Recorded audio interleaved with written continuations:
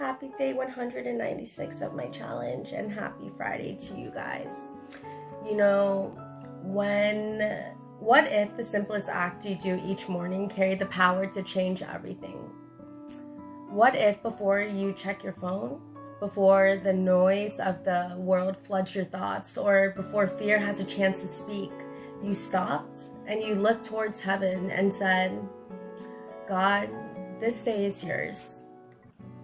That one decision to start your day in prayer, it might seem small, but it's spiritually explosive.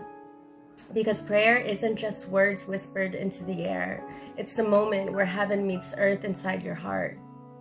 It's where your spirit takes command before your schedule does. And it's where you stop reacting and start reigning, right? Every morning you stand at the crossroads.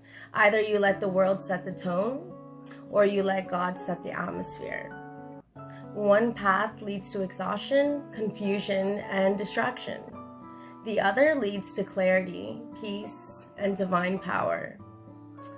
Prayer is the switch that determines what direction your day will take. You see, prayer isn't a religious habit, it's a spiritual reset.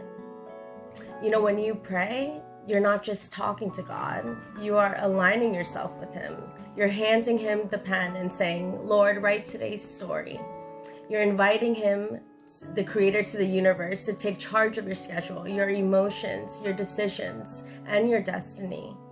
It's easy to underestimate the power of the morning. The alarm starts to go off, the rush starts to begin, and before you realize it, you stepped into the world without your spiritual armor. But what if the first 10 minutes of your day can protect the next 10 hours? What if you can walk into work not drained, but charged with heaven's strength? That's what happens when you start your day with God. You trade chaos with clarity. You exchange worry with worship.